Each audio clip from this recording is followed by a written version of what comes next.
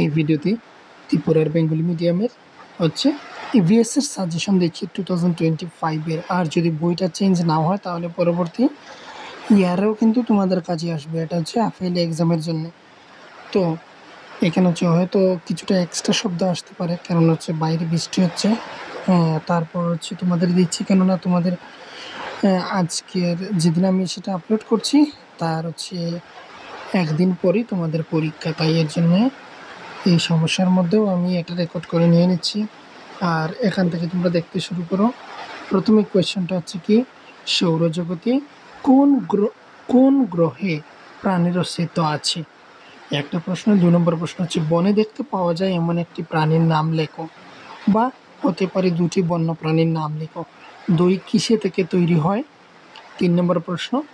4 নম্বর রয়েছে গ্রীষ্মকালে পাওয়া যায় এমন একটি ফলের নাম লেখো। তারপর রয়েছে 5 নম্বরে পাচক রসের প্রকৃতি কীরকম।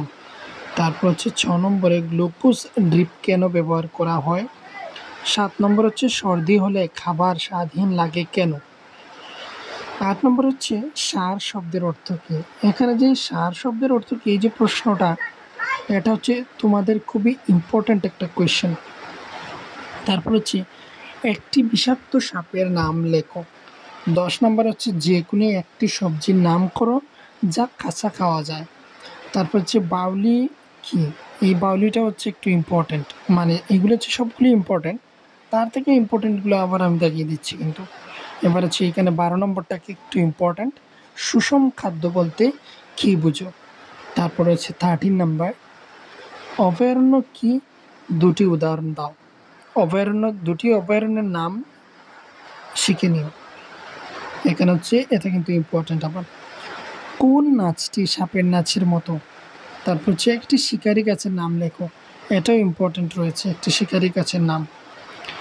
1 মাসেও নষ্ট হয় না এমন একটি খাবারের নাম বলো। তারপর রয়েছে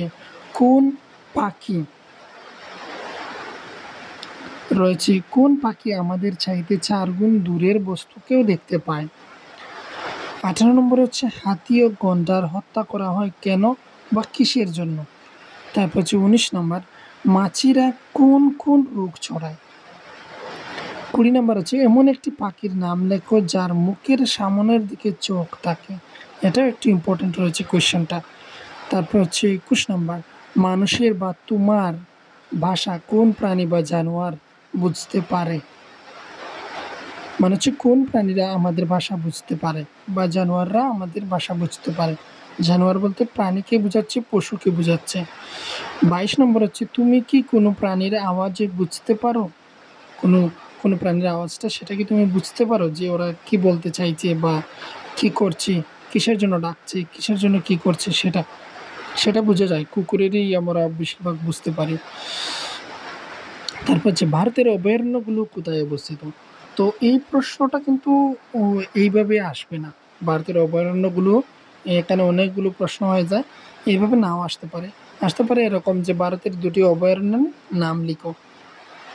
স্লথ কতক্ষণ মাথা নিচের দিকে করে ঝুলে থাকতে পারে। 24 নম্বর প্রশ্ন। 25 নম্বর প্রশ্ন হচ্ছে ভারতের একটি অভয়ারণ্যের নাম লেখো। এই প্রশ্নটা ঠিক রয়েছে, 1টি 2টি এতটুকু পর্যন্ত ঠিক আছে, কিন্তু 5টি কখনো একসাথে আসবে না। স্লথের গড় আয়ু কত বছর। ইন্দ্রিয়ের বিশেষ ক্ষমতাগুলি কি কি।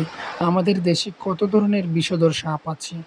29 নম্বর হচ্ছে তোমার বাড়িতে কাঁচা ও পাকা আম দিয়ে কি কি তৈরি হয়। এটা। তারপর হচ্ছে দুধ দিয়ে তৈরি কয়েকটি খাবারের নাম বলো। এটা কিন্তু আবার ইম্পর্টেন্ট রয়েছে। 31 নম্বর পচা খাবার খেলে কি সমস্যা হতে পারে। এবার আমি এখানে এটা বলে রাখি যে কেউ যদি এই প্রশ্নগুলো পেয়ে বলো যে অনেকগুলি প্রশ্ন আমি দিয়ে ফেলেছি, তাহলে কিন্তু বলো, কারণ হচ্ছে তোমরা সারা বছর পড়াশোনা করেছো, তার মানে এখান থেকে বেশিরভাগ প্রশ্ন তোমরা সেগুলোর আনসার তোমরা জানো। আর যেগুলো হচ্ছে ইম্পর্ট্যান্ট বলছি তোমাদের শেখা হয়নি এখনও, সেগুলো হচ্ছে তোমরা শিখে নিও। আর কারো যদি এই প্রতিটাই প্রশ্নই তোমাদেরকে নতুন করে শিখতে হয়, তাহলে তো বুঝতে পারছি তুমি মানে সেইভাবে বা সেই ধরনের কোনো স্টুডেন্ট নও। তারপর হচ্ছে 32 নম্বর প্যাকেটজাত কয়েকটি শুকনো খাবারের নাম লেখো। তারপর হচ্ছে বীজ ছাড়া কি কোনো গাছ জন্মাতে পারে, এই একটা ইম্পর্ট্যান্ট কোয়েশ্চেন রয়েছে। যে বীজগুলো বাড়িতে মশলা হিসেবে ব্যবহৃত হয় সেগুলোর নাম লিখো। তো প্রশ্নটা এখানে সেগুলো নাম লিখো, আর আমি বলিনি।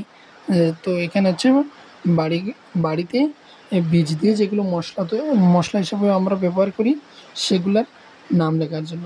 তারপর হচ্ছে ভেলক্রো কি, শিকারি গাছ কীভাবে শিকার করে, এটা একটু বড় ধরনের প্রশ্ন, 3 মার্কের জন্যে। কার নেতৃত্বে লবণায়ন আন্দোলন হয়েছিল? কোন সাগরে মানুষ ডোবে না? মহাসাগরের বা সমুদ্রের জল কি প্রকৃতির? এই হচ্ছে অপর একটা ইম্পর্টেন্ট কোয়েশ্চেন। এখান থেকে শূন্যস্থানও আসতে পারে এই ধরনের প্রশ্ন থেকে। আর আমি শূন্যস্থান পূরণ করে ওগুলো আর নিয়ে আসিনি, সেগুলো তোমরা দেখে নিও। নেক্সট যখন সময় অ্যানুয়াল এক্সামটা হবে তোমাদেরকে অ্যাডভান্স আমি দিয়ে দেবো। আমি দেখতে পাচ্ছি তোমরা অনেক রেসপন্স করছো পরীক্ষার সময়, তো তাই এর জন্য আমি তোমাদের অন্যান্য পরীক্ষার সময় সাজেশন আমি প্রতিটি ক্লাসের দেওয়ার চেষ্টা করবো। আমি হচ্ছে অ্যাডভান্স বানিয়ে রেখে দেবো, যেটা হচ্ছে এই বছর আমি সেটা করিনি কিন্তু তোমাদের জন্য। তার 40 নম্বর প্রশ্ন হচ্ছে ম্যালেরিয়া কোন ঋতুতে বেশি হয় এবং কেন? মশার কামড় থেকে বাঁচতে বাড়িতে তুমি কি কি ব্যবস্থা নেবে? এটা হচ্ছে এগুলো হচ্ছে বড় প্রশ্নের জন্য বলছে। তারপর হচ্ছে ম্যালেরিয়া হলে তাদের কি কি সমস্যা হয়, যাদের ম্যালেরিয়া হয় তাদের কি কি সমস্যা হয়, কিভাবে বুঝবে কারো ম্যালেরিয়া হয়েছে সেটা আমরা কিভাবে বুঝবো?